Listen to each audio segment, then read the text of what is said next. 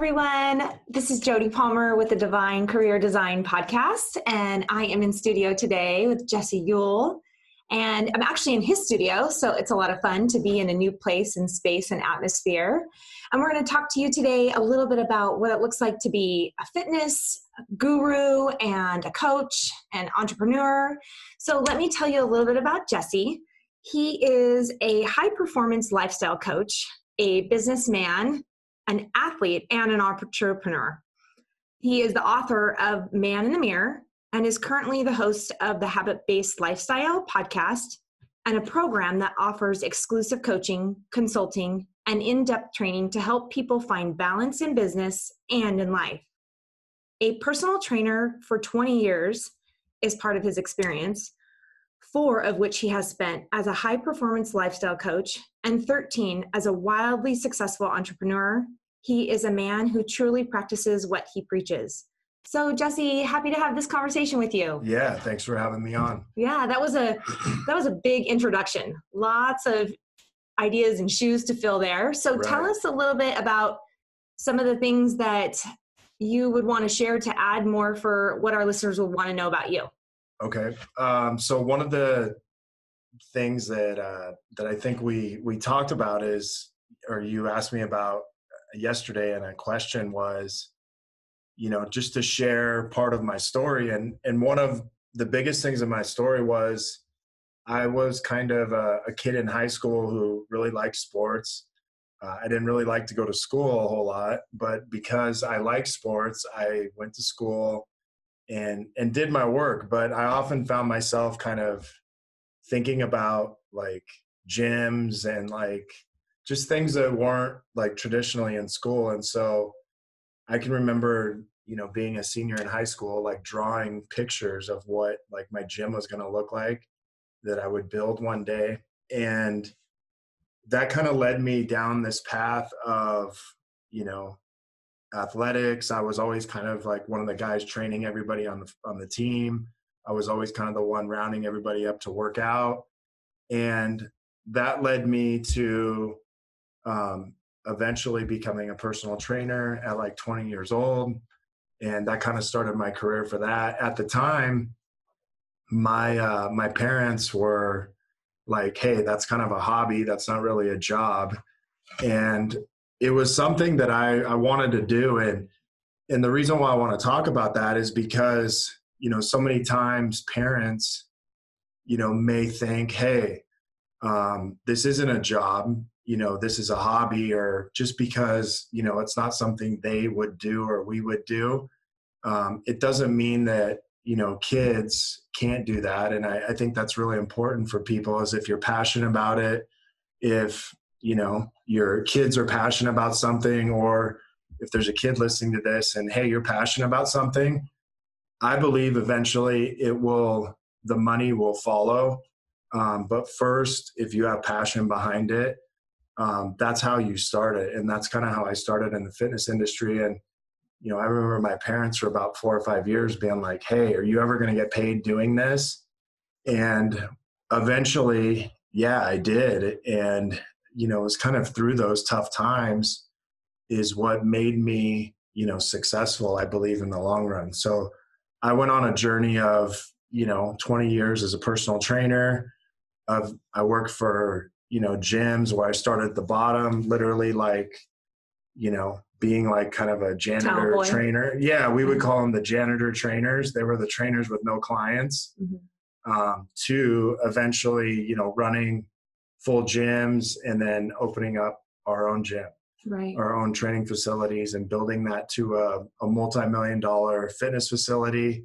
And then just having an opportunity to sell that and then get into lifestyle performance coaching, which is what I'm doing now. Right. I love that. Yeah. So a few things that you shared that were just, what I loved was that you remember those moments. And one of them is that you were drawing these pictures of gyms. Right. And I think that's, sometimes we think that those little things that we do in the moments when we're not paying attention actually can be some of the biggest signs that reveal what we love about life and where to find that passion that you pointed out. Right. Yeah. And I mean, people would ask me like, dude, what are you doing? I'm like, well, I'm drawing a gym. And they're like, well, why would you do that? It's like, because this is what I want to do one day. Right, right. Yeah. So one of the other things that you sort of pointed out, or that I heard as you were sharing and talking, was this idea of like doing things that you didn't want to do. Right. In order to see and picture and get to that bigger vision that you had. And so I'm curious, what's your opinion about that with regards to having to do some of the things that we don't necessarily want to do? This isn't a part of like, oh yes, I really wanted to, clean towels, or like you referred to it as the janitor trainer, but you knew the bigger reason or purpose. And so I'm curious, like, how would you talk to a teen or a young adult if they were feeling like they had to do something that they didn't necessarily want to do, but it would be leading them to that bigger place and purpose? Yeah, I believe first, to be successful, you have to have work ethic.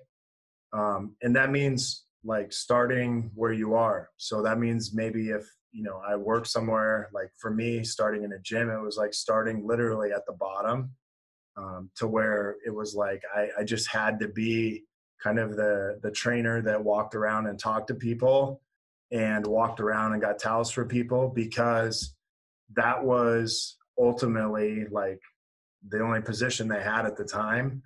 And I had to start somewhere. And sometimes starting at the bottom, I believe if you start at the bottom, you earn your way to the top versus, if I would have started, as a trainer and already gotten clients, one of the things that I wouldn't have known how to do was to actually walk out and get clients. And so as I tell you that story, 4 months later, I was the top trainer in the company.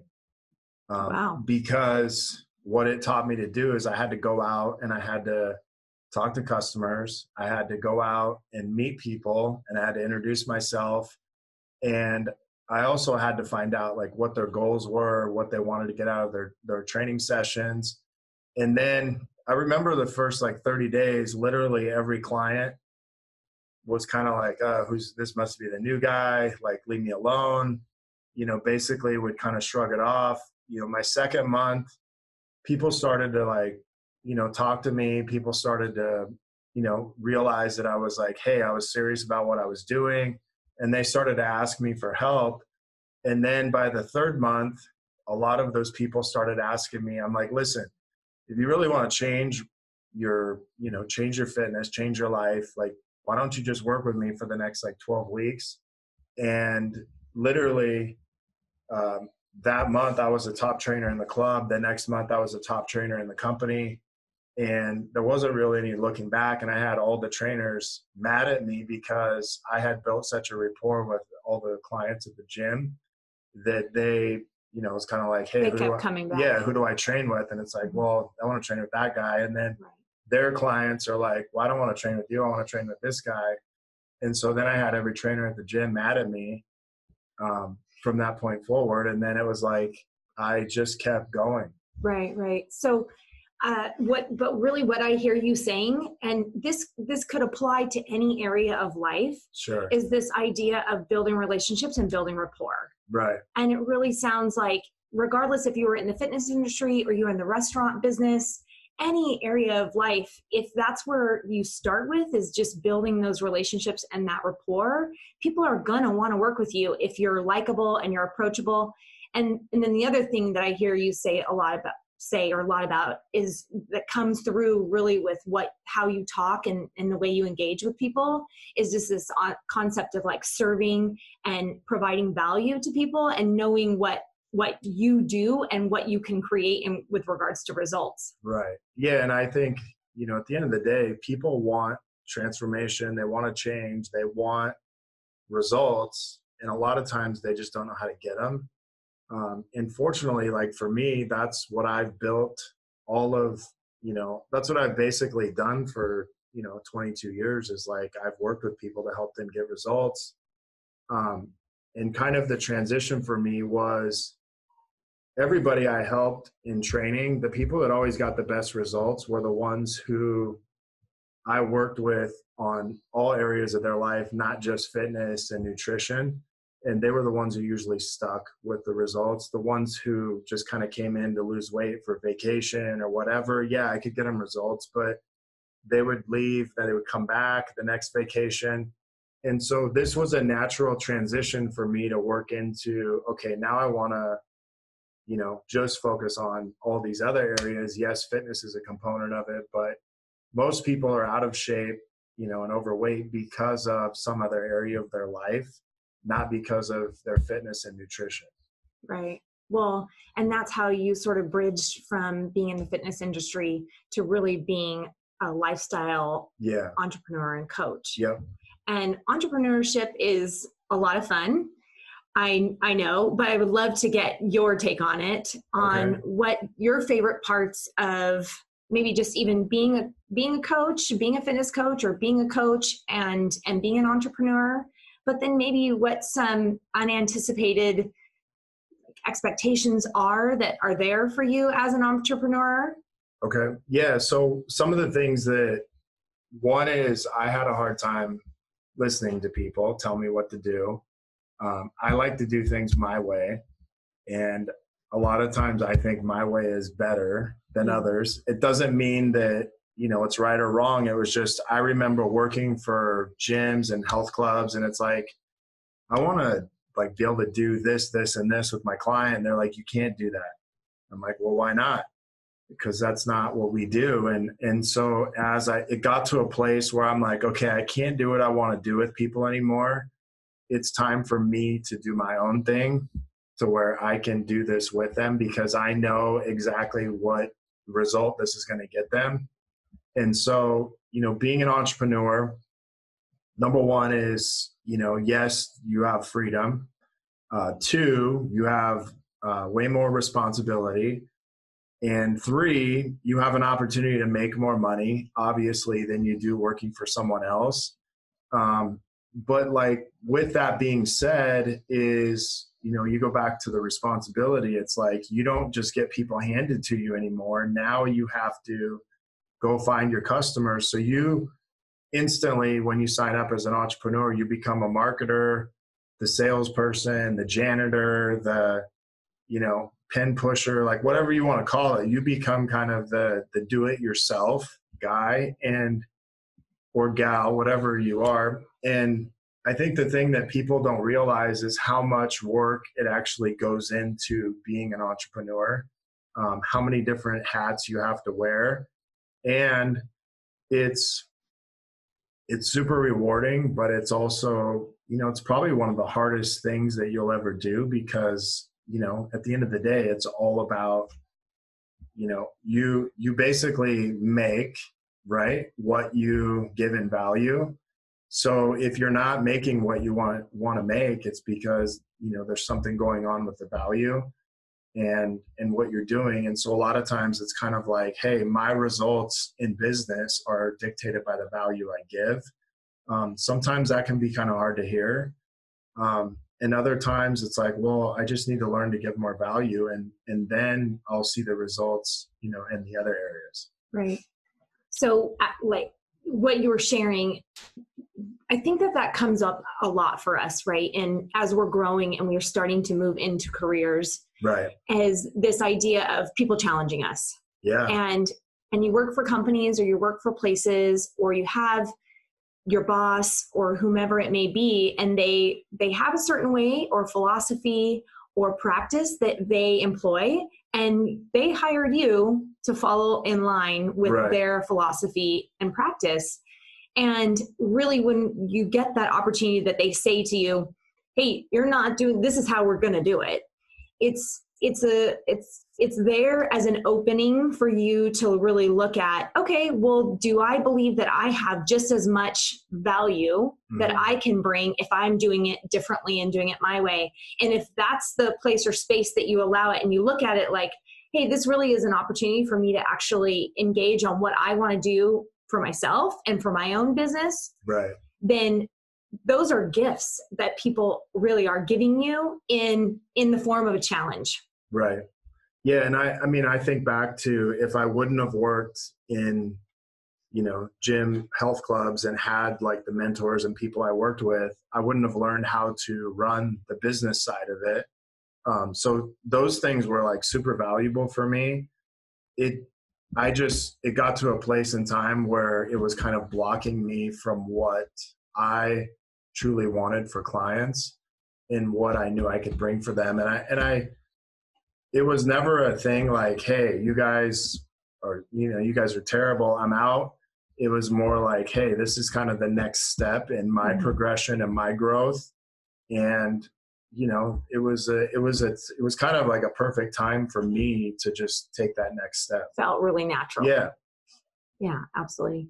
Well, as in being an entrepreneur, do you believe that there are misconceptions that people see, maybe young adults, teens, that they see things from the outside and they actually don't realize?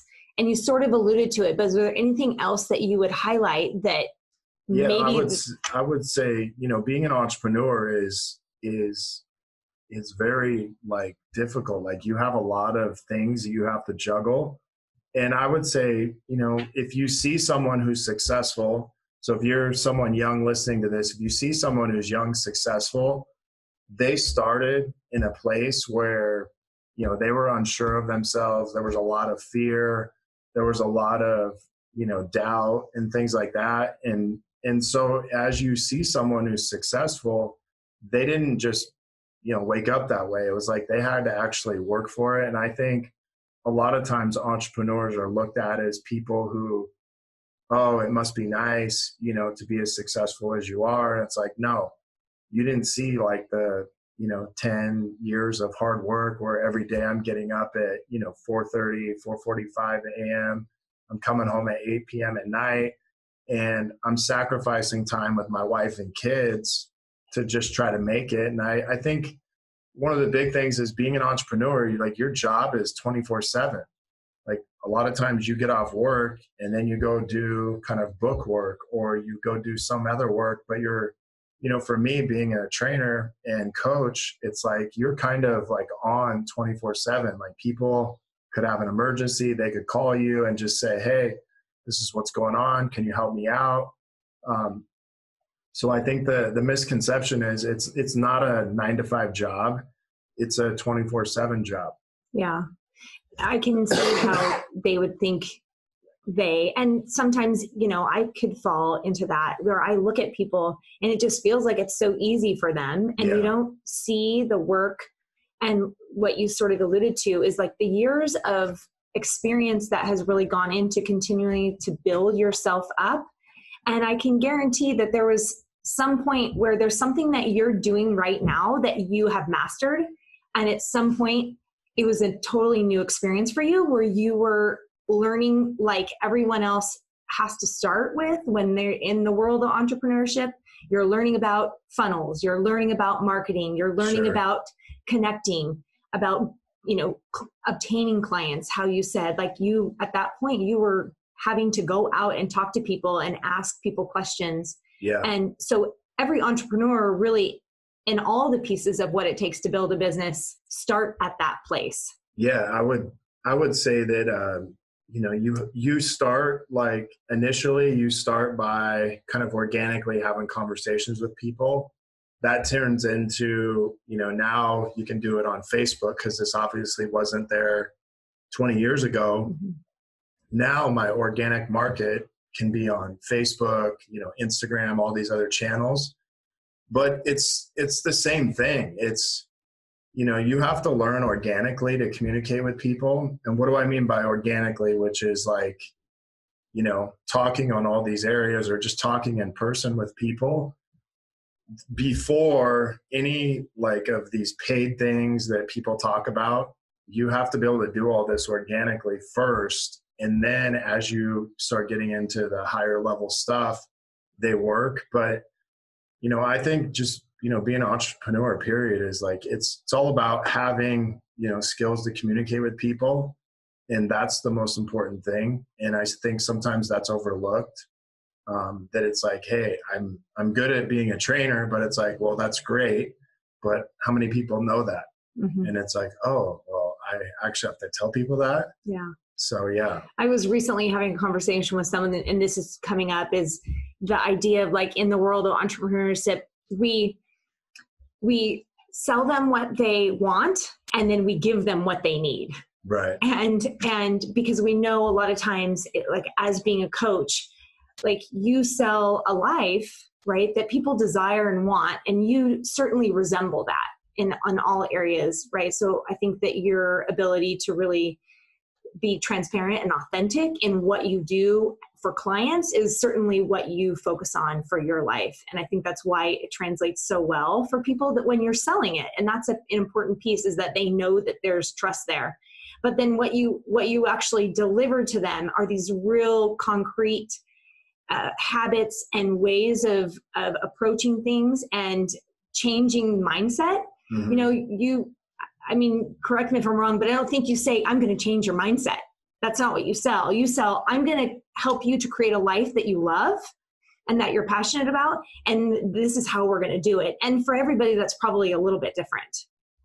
Yeah, I mean, it is. You know, I think the biggest thing for me is like I teach people what I've like had to live myself. And so a lot of the stuff I teach is, hey, I've lived this. I know the result that it's going to produce. The delivery mechanism may be different of how we get you to do that, but the result and that is going to be very similar. And so I think, you know, for me, because a lot of the things that I've done have been, you know, things that I've had to actually experience or learned or work through myself, that kind of gives me an upper hand in knowing, you know, how to help people or how to walk them through a process. Cause it's like, hey, I've been through this, you know, 4 different ways. So we're going to try one of the 4 different ways and see which one works for you. Mm-hmm. So, yeah. Well, so what would you say? For me, I consider myself to be in the world of education and in the world of entrepreneurship. And so there's a lot of things that I have learned and am learning and will continue to learn. Right. And one of the most like favorite parts about entrepreneurship for me is that I really don't see a limit on what's possible or what's capable when I continue to just show up and put it in my effort and my energy and really my creative juices into what I'm doing and working to build for young adults. And the concept that really careers can be something that are a lot of fun, and the world is limitless when it comes to that. So that's my favorite part about entrepreneurship. And I would love to know what your favorite part of entrepreneurship is. I really like the challenge of, it's kind of like you get out of it exactly what you put into it. And so, you know, I get to work on that every day. I get to like look in the mirror and say, okay, am I getting out of this what I'm putting into it? And, you know, I really believe that's what entrepreneurship is. It's like, hey, you kind of reap what you sow. You get out of something exactly the amount of effort you're willing to put it back into it. And so that always gets mirrored back to us. And then at the end of the day, it is fun, like knowing that you can go to work, you know, I get to help people for a living and like transform their lives. Like that's pretty awesome. Yeah. Just to be able to know that. Yeah. Well, earlier on in the conversation, you mentioned a little bit about mentors and having people in your life. Yeah. And, you know, in full disclosure, Jesse has been a mentor and a coach for me in my life and building my business and entrepreneurship in that world. And what in being a teen or being a young adult, and I sort of envisioned this while you were at those gyms, and there were trainers that were there that had maybe been there longer, had more experience. Is there a mentor that you recall in your life that had a big impact for you? I would say early on in my life, I didn't really have a mentor. And even early on as a trainer, I didn't have a mentor until I started working for a box gym where the owner of the company, this is probably when I was about 24, and he was a super cool guy, very successful. And then he kind of introduced us to God and stuff like this. And in the gym, and I was like, wow, here's this guy who's super successful, yet he's, speaks of God and all these things. And so that really kind of changed my mindset on like, okay, like, hey, you can be successful and you can, love God and all these things. And not only that, you can have that in your workplace and have faith and a purpose, just beyond, it was almost like we had a greater purpose of just, instead of just signing people up, it was like, no, we had this purpose of actually wanting to like save people's lives and change their life. Mm-hmm. And I would say his name was Neil Schober, and I worked for a company called Pure Fitness at the time, but he would take kind of the top managers and kind of mentor us, or take him.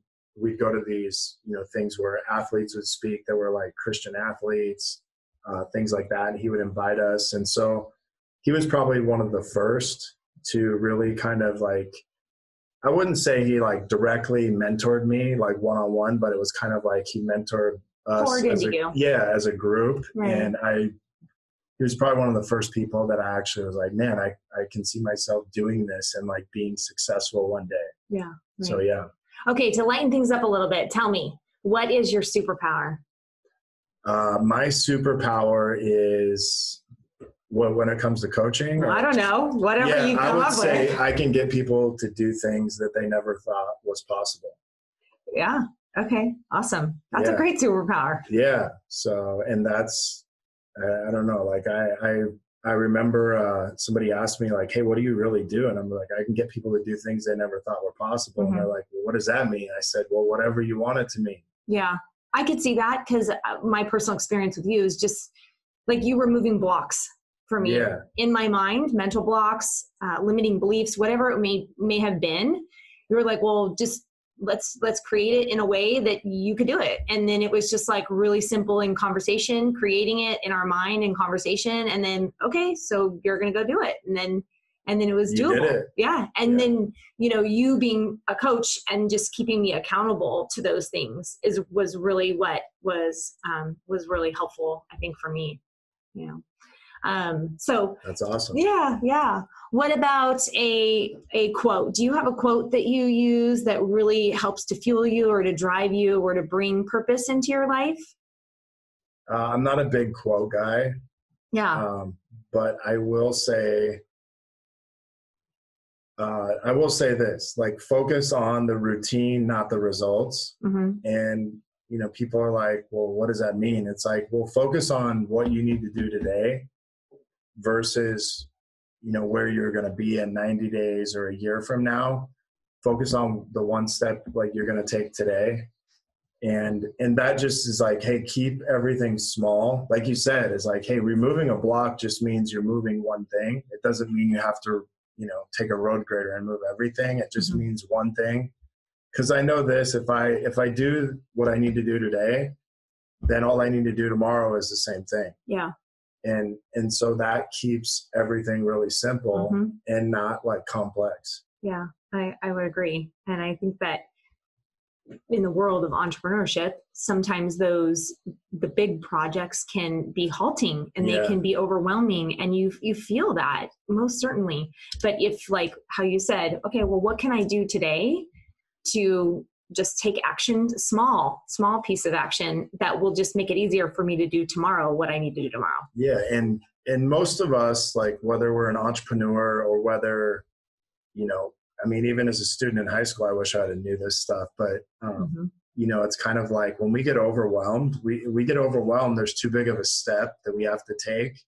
And so a lot of times it's just about scaling that back into, okay, well, what's the one simple step I could take today that's going to make the biggest difference, and just focusing on that. Mm-hmm. Right. I agree. What would you say is and this may be something that you just kind of share or come up with in the moment, but the vision or the impact for what you want to do with your career, like in this moment right now, what's the vision and real impact that you want to make with? Yeah. The vision or impact I want to make is obviously to help, as many people as possible. I don't know what that is. I don't know if that's 100 people, or I don't know if that's 500 people, or I don't know if that's 10,000 people.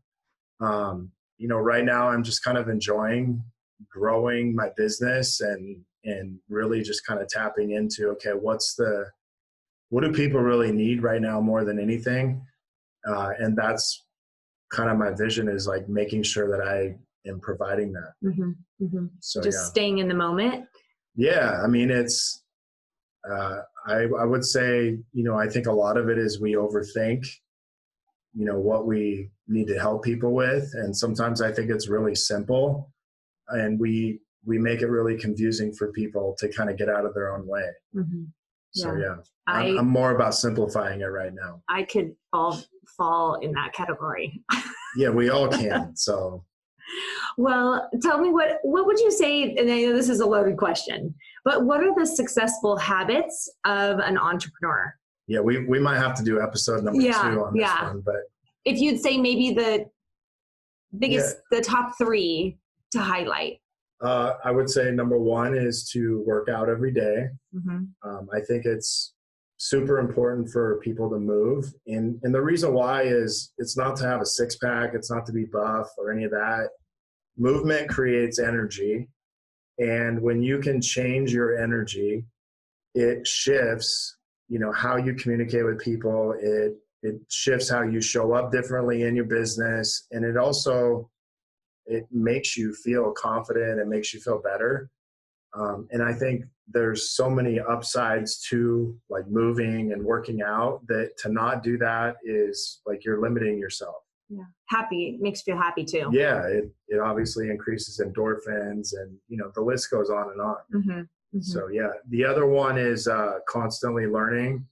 So, reading, listening to podcasts, like there's so many ways for you to learn today. I believe spending a minimum of 30 minutes every day, reading, learning, listening to podcasts, whatever it is super important. And then I think the third one would just be like focusing on you every day. And yeah, like working out is part of that, or reading is part of it, but like really focusing on you from a standpoint of like prayer, meditation, and journaling, and just spending time with yourself, like 20 minutes every day, kind of in silence, I think is super important. Yeah. Self-care. Yeah. I would definitely agree with that, and continue to create those habits for myself in my life. And they come at the forefront of my day. So that way I'm equipped to sort of handle and take on whatever it is that,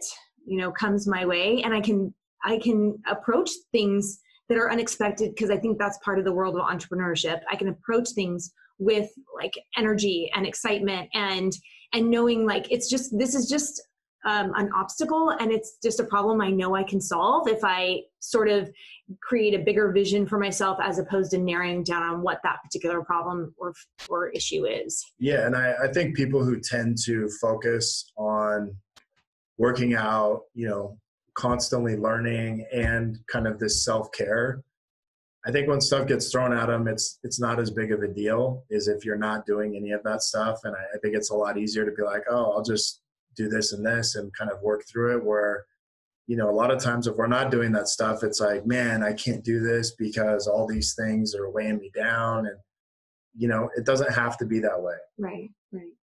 Well, we're almost finished here, and I would love to know if there's any last pieces of words of wisdom or thoughts that you'd want to share with our listeners that we didn't get a chance to. I know there's so much more that we could, like you said, it could be multiple episodes. Sure. Well, let's just kind of break it down. Is like, number 1, being an entrepreneur offers, the most freedom of anything I think you could do, but it's also, it's a 24/7 job. It's not something that you're going to just be successful at working, a couple hours a day.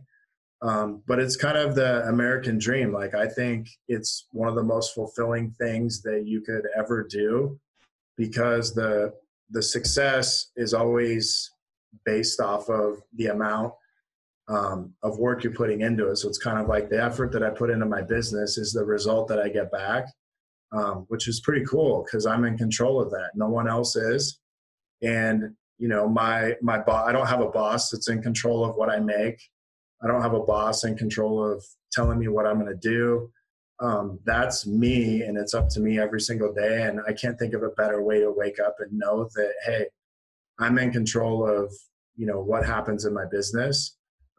Obviously we have God who's, you know, kind of in control, but, you know, I'm in control of what goes on in my business, which is a pretty cool feeling. Right. So, and the other thing is, like, you know, at the end of the day, you want to have fun with what you're doing. And to me, you know, being an entrepreneur is fun. Like, I can get as creative as I want to be. I can pretty much do whatever I want, which is pretty cool. I can build a podcast studio and, you know, do podcasts. Yeah. When this is a lot of fun, by the way. Yeah, I can go downstairs and go work out in my gym. I can jump on a coaching call. And like, those are the things that I get to do every day. And I don't know very many people that get to do that. Right, right. So yeah, I think at the end of the day, like, you got to have fun in what you're doing. You only get to live once. So like, why not? Like, and I would say this, like, take a risk on you and your what you're passionate about, above any guarantee. Mm-hmm. Yeah, I would wholeheartedly concur with that. And this has been so useful and helpful, I'm sure, for our listeners, and maybe really just giving them a new window or a new opening or possibility for them that they really didn't consider entrepreneurship. But I believe, like, how your life really panned out with regards to going into fitness because you knew that was something that you really loved doing, right. But then branching it into, now I know I have enough skills, I have enough knowledge, I have enough practice that I actually can do this on my own.